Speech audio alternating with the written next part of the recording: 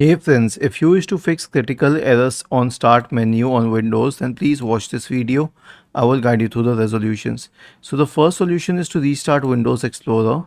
Search for Task Manager in the Windows search bar and open the Task Manager window. Now let the processes load. Right click on Windows Explorer and select Restart. The next solution is an SFC scan.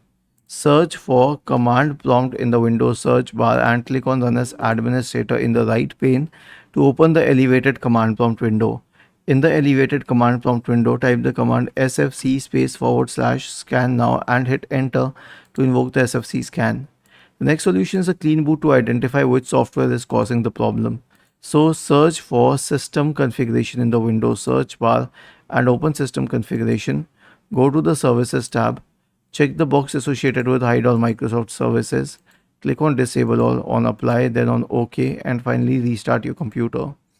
The last solution is to uninstall recently installed problematic programs. How do we do this? Right click on the start button and select settings from the menu. Go to the apps tab on the list on the left hand side. Select installed apps in the right pane.